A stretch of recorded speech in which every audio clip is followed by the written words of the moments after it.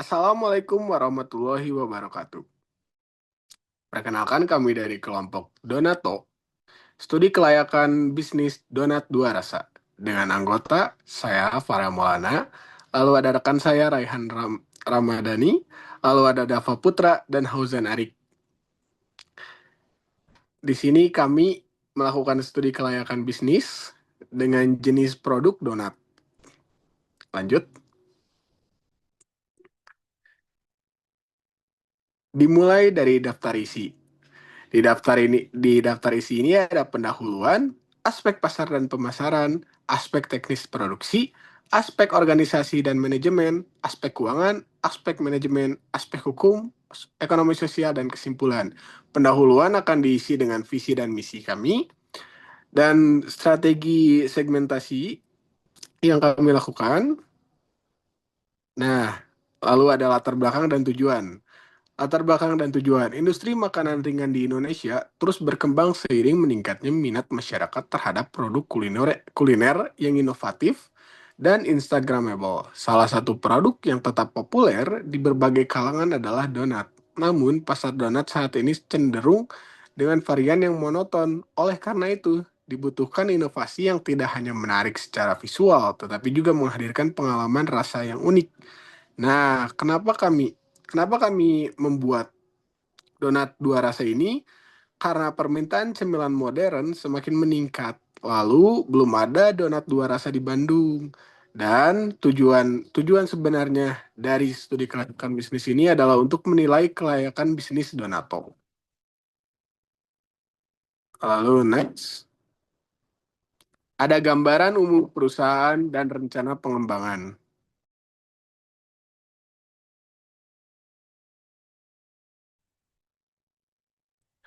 Nah, ada identitas usaha. Donato adalah sebuah usaha kuliner yang bergerak di bidang makanan ringan dengan spesialisasi donat premium yang memiliki dua rasa dalam satu donat. Usaha ini didirikan dan dikembangkan di kota Bandung, tepatnya di kawasan Buah Batu, yang dikenal sebagai salah satu daerah aktivitas komersial tinggi dan potensi pasar anak muda yang besar. Donato beroperasi sebagai bisnis mandiri, tanpa menggunakan modal pinjaman dan seluruh dana berasal dari modal pribadi pemilik. Bentuk usaha yang dijalankan adalah UMKM yang pada tahap awal akan dikelola secara langsung oleh tim pendiri dalam skala kecil sambil membangun sistem operasional yang efisien, namun dengan potensi untuk dikembangkan menjadi usaha berbadan hukum (CV atau PT). Di masa mendatang, produk utama Donato adalah donat yang kombinasi dua rasa yang kreatif, dikemas modern dan dijual dengan harga yang terjangkau, menyasar segmen konsumen urban, mahasiswa, serta para pecinta makanan manis kekinian. Nextnya. Nah, di sini ada visi dan misi dari Donato. Visi dari Donato tersendiri menjadi pelopor donat dua rasa pertama di Indonesia yang dikenal dengan keunikan produk, kualitas bahan baku, dan pelayanan yang ramah di kalangan masyarakat urban. Masyarakat urban di sini ada mahasiswa, pekerja, dan orang-orang yang menyukai tren kekinian. Lalu, misi dari Donato tersendiri adalah menghadirkan produk donat dua rasa yang konsisten, inovatif, dan menarik secara visual maupun rasa.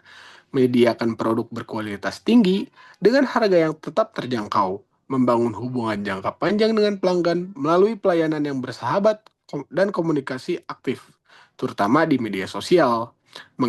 Keempat, ada mengembangkan usaha secara berkelanjutan dengan membuka cabang di berbagai titik strategis di Bandung dan di kota sekitarnya. Lalu yang terakhir, mengoptimalkan pemasaran digital dan kolaborasi dengan komunitas kuliner untuk meningkatkan visibilitas merek. Lalu selanjutnya, ada benchmark dan analisis kompetitor. Benchmark yang kita pakai di sini ada donat madu. Lokasinya yang kita pakai itu di Cihanjuang. Lalu ini ada produk kita sendiri, Donato.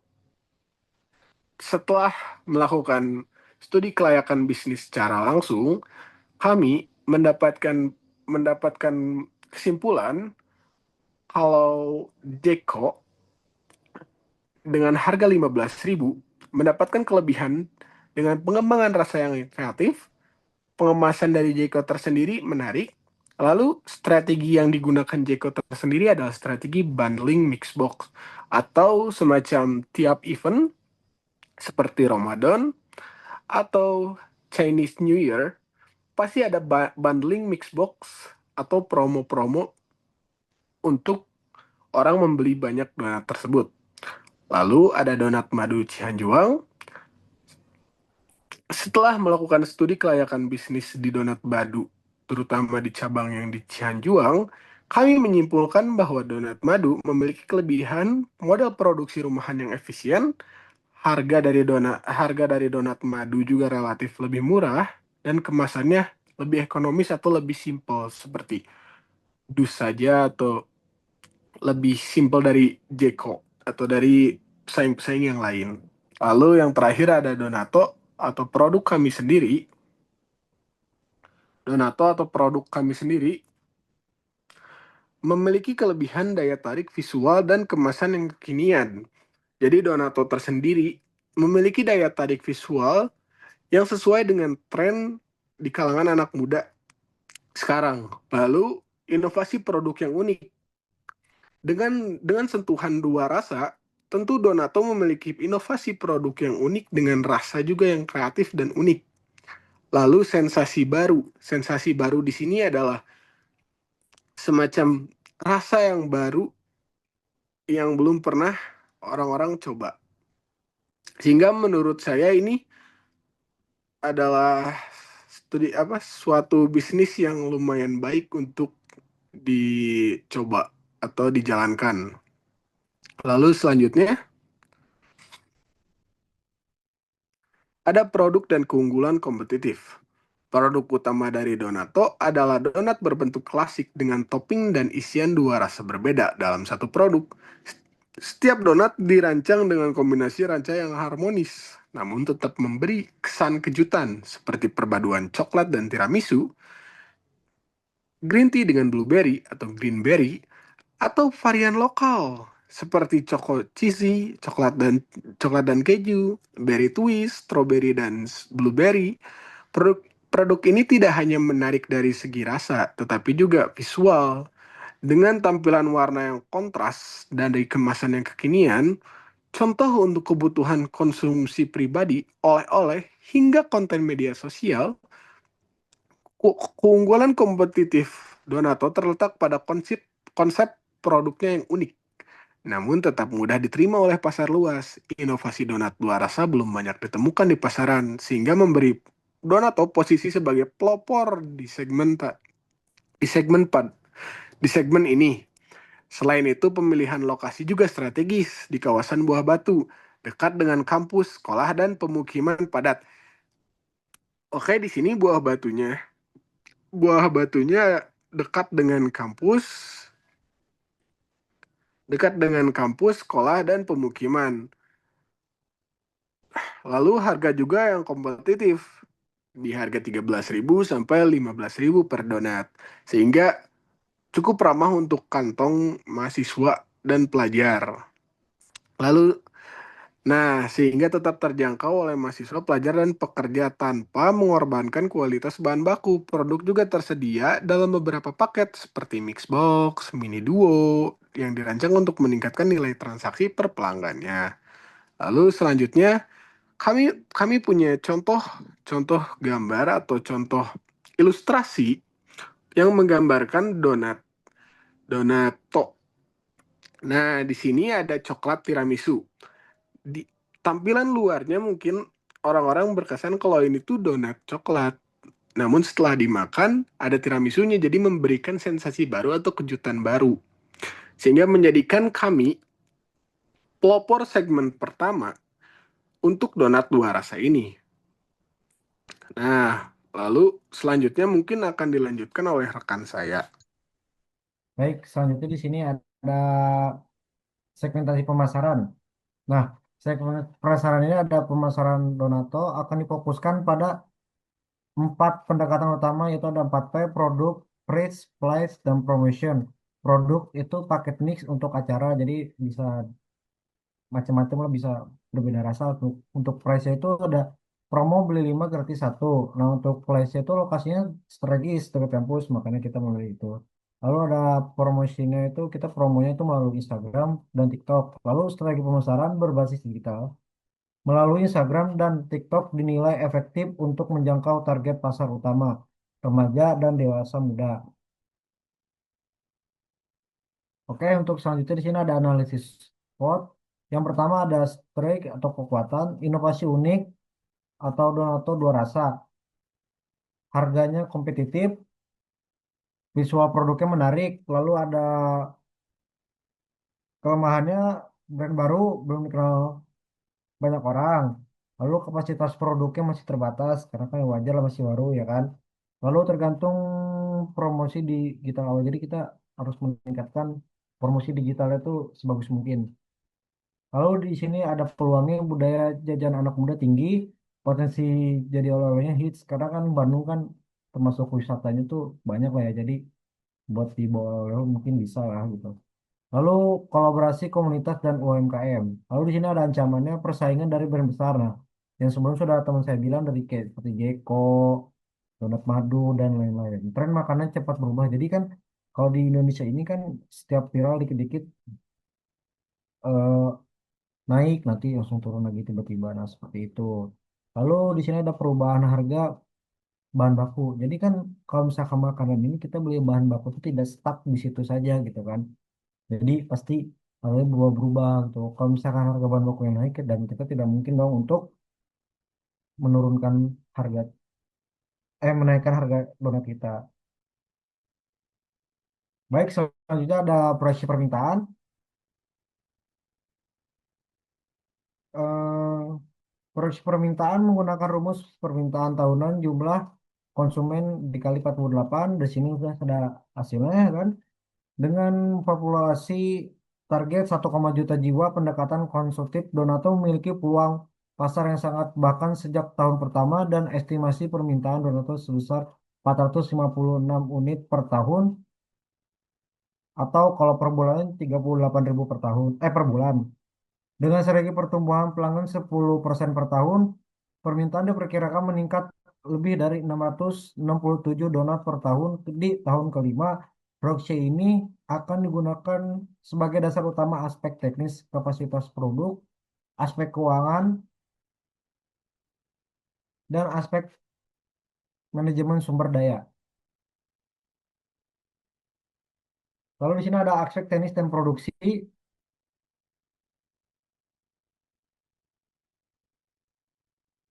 Nah, di sini produksi harian ada persiapan bahan baku, perbuatan adonan fermentasi, lalu ada pergorengan, terus topping dan finishing, dan yang terakhir ada pengemasan penataan display. Nah, di sini ada bahan bakunya ya kan, seperti ada tepung, gula, telur, ragi instan, margarin, susu bubuk, minyak goreng, topping, dan kemasan box atau tisu. Nah, di sini ada peralatannya seperti deck mixer, donut counter set, deep flip listrik, rolling rack, meja stainless produk, timbang digital, etalase kaca, showcase pendinginan, blender, kompor cadangan, plus tabung, wadah bahan seperti buat ya apalah gitu bawang atau buat tepungnya seperti itu. Oke, selanjutnya akan dijelaskan oleh rekan saya. Silakan Arik. Baik, saya akan menjelaskan aspek keuangan. Next.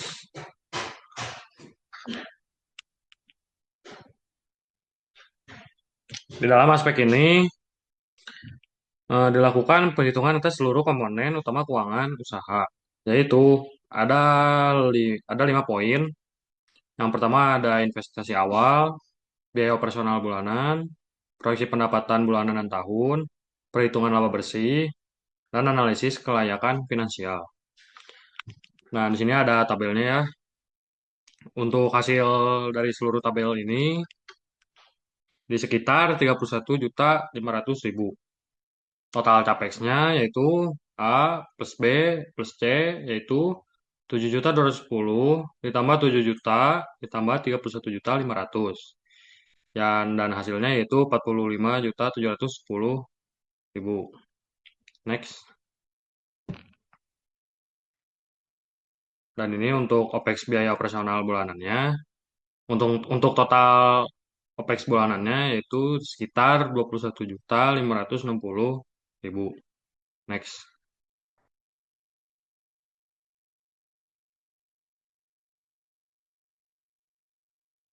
Lalu yang selanjutnya yaitu ada proyeksi pendapatan 5 tahun.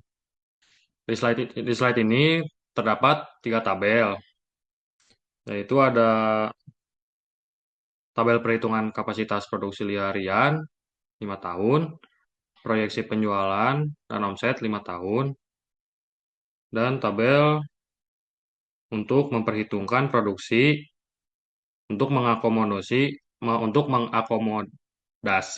kemungkinan unsoid, reject, dan retur. Next.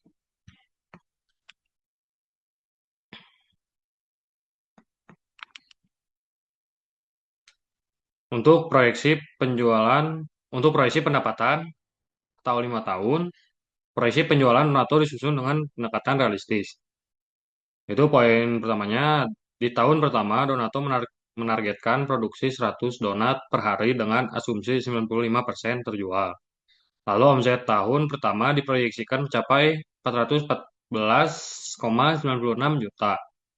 Dengan pertumbuhan produksi 25% per tahun, omset dapat meningkatkan hingga lebih dari 1 miliar di tahun kelima, hanya dari satu outlet.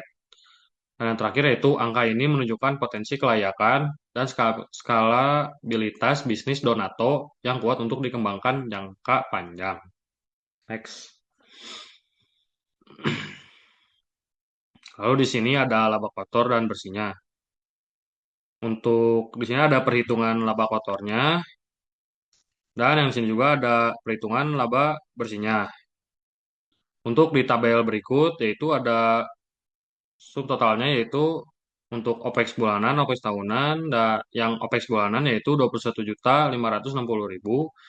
Lalu yang OPEX tahunan yaitu 12 dikali 21.560.000 sama dengan 258.720.000. Next.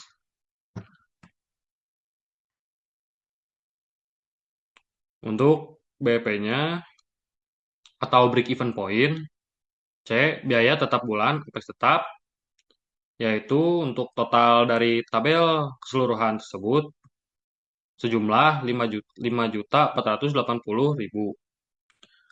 Lalu di sini ada perhitungan BP-nya, yaitu BP unit sama dengan 5.480.000 dibagi 14.000 dikurang 5.800 dengan hasil 1.481 donat per bulan. Dan BP rupiahnya yaitu dari hasil yang BP unit dikali dengan 14.000 sama dengan 20.734.000 per bulan. Dengan biaya tetap 5,48 juta per bulan dan margin kontribusi seharga 3.700 per donat, Donato harus menjual minimal 1.481 donat per bulan, sekitar 60 donat per hari untuk mencapai titik impas operasional. Karena kapasitas produksi Donato adalah 200 donat per hari dikali 26.000 sama dengan 5.200 donat per bulan, maka BP ini sangat aman dicapai. Donato secara realistis akan melewati BP sejak bulan ke-1, asalkan penjualan aktual mencapai 30% dari kapasitas produksi. Next. Lalu yang selanjutnya itu ada analisis return on investment atau ROI, laba bersih atau total investasi awal dikali 100%. Di sini ada tabel-tabel berikutnya dan ada hitungan ROI-nya yaitu 130 juta 156.800 dibagi 67.270.000 dikali 100% sama dengan 193,5%. Next. Lalu yang selanjutnya akan dijelaskan dengan teman saya. Terima kasih.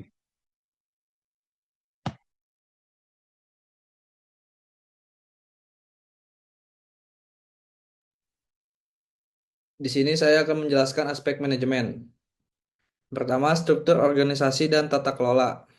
Nama anggotanya Farel Maulana, perannya sebagai R&D rasa, topping, konten IG. Ryan Faik, penggorengan, stok bahan, pembelian. Fauzan Arik, produksi adonan, Kice, laporan harian. Dava Putra, kasir delivery, pembukuan usaha. Next. Lalu pembagian tugas dan fungsi. Farel Maulana, Kepala Pemasaran dan Branding. Tugasnya, strategi promosi digital, desain kemasan, konten media sosial, IG atau TikTok, kolaborasi komunitas.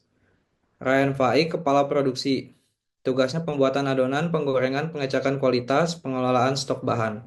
Auzan Arik, Kepala Operasional. Tugasnya penataan display produk, kontrol SOP dapur, manajemen topping dan kemasan. Dava Putra, Kepala Keuangan dan Logistik. Tugas pencatatan keuangan, pengeluaran harian, belanja bahan baku, pengantaran. Next. Lalu ada sistem pengambilan keputusan. Farel Maulana, Kepala Pemasaran dan Branding. Tugasnya strategi promosi digital, desain kemasan, konten media sosial IG atau TikTok, kolaborasi komunitas. Ryan Fai, Kepala Produksi. Tugasnya pembuatan adonan, penggorengan, pengecekan kualitas, kice, pengelolaan stok bahan. Ozan Ari, Kepala Operasional. Tugasnya penataan display produk, kontrol SOP dapur, manajemen topping dan kemasan. Dava Putra, Kepala Keuangan dan Logistik. Tugasnya pencatatan keuangan, pengeluaran harian, belanja bahan baku, pengantaran. Next.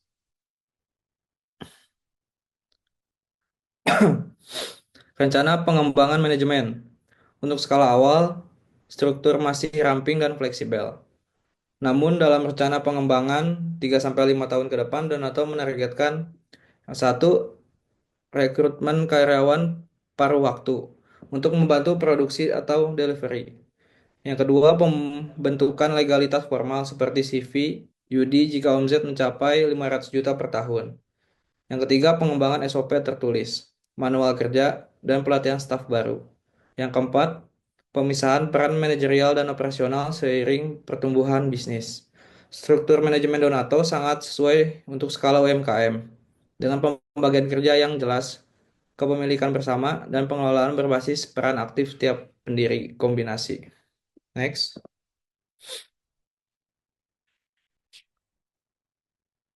Di sini ada aspek hukum,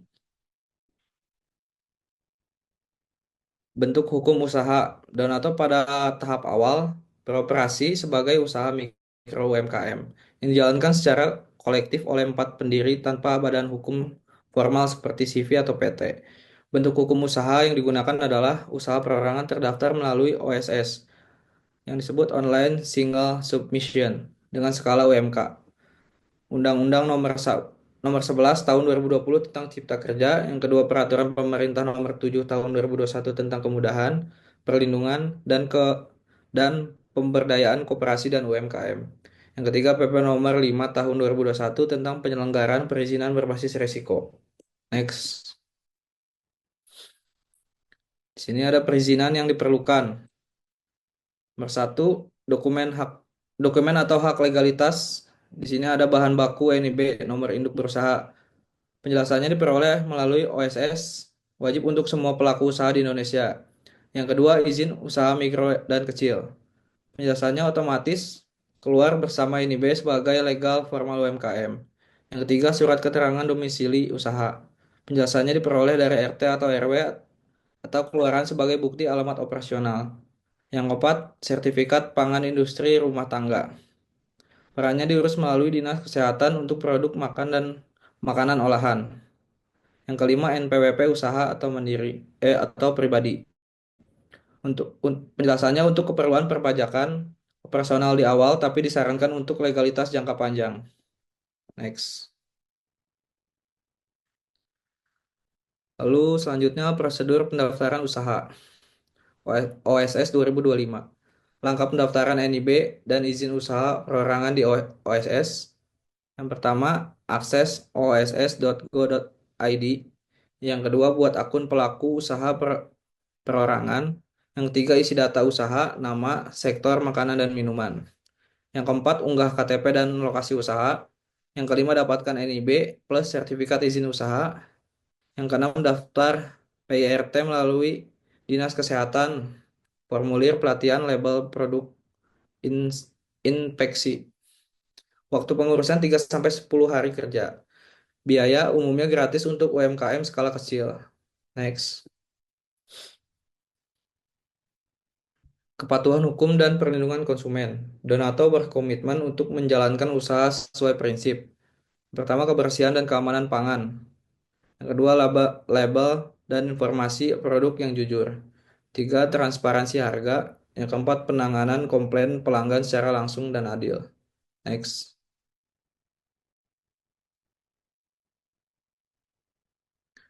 Rencana pengembangan legalitas. Seiring dengan pertumbuhan usaha, Donato memiliki rencana jangka menengah untuk pertama, upgrade menjadi badan hukum CV atau PT jika omzet melebihi 500 juta per tahun. Yang kedua, mengurus sertifikasi halal dari BPJPH yang disebut Badan Penyelenggara Jaminan Produk Halal. Yang ketiga, mendaftarkan merek dagang ke DJKI, Direktorat Jenderal Kekayaan Intelektual untuk perlindungan nama Donato. Next.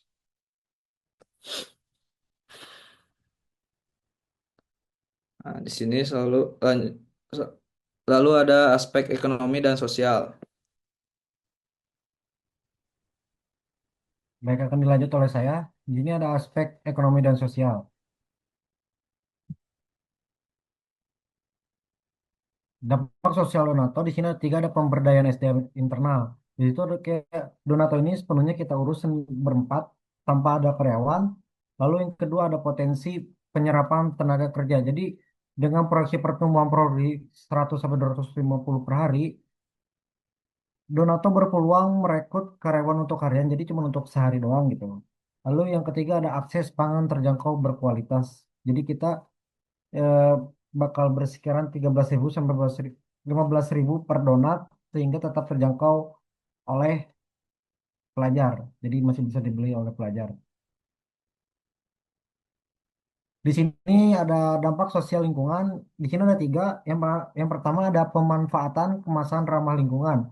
Jadi kan yang sudah dijelaskan sebelumnya, ada box donat menggunakan bahan craft yang dapat daur ulang. Jadi kita nggak seperti apa sampah plastik yang langsung dibuang. Tidak, itu merusak lingkungan hidup juga. Lalu yang kedua ada manajemen limbah produksi. Jadi limbah donat kita minim minimal karena sistem pre-order dan estimasi harian. Minyak gorengnya disaring digunakan maksimal 2 hari.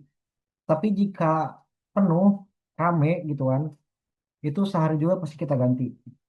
Lalu sistem belanjanya kita harian, nggak pernah bulanan karena takutnya kalau misalnya terlalu lama nanti akan membuat busuk atau kurang bagus buat donatnya. Lalu di sini ada potensi sosial ekonomi jangka panjang. Di sini ada model kemitraan berbasis UMKM. Jadi di tahun ketiga sampai kelima, Donat Penggerak membuka peluang kemitraan informal seperti reseller kampus.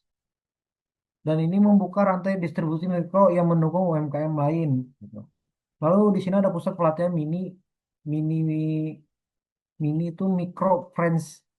Jadi dengan sistem SOP sederhana dan alat tuh murah. Donatur bisa menjadi model pelatihan. Jadi orang-orang UKM yang mau belajar gitu, nah itu bisa nanti kita adain dan itu gratis, tadi sudah dijelaskan oleh teman saya gitu.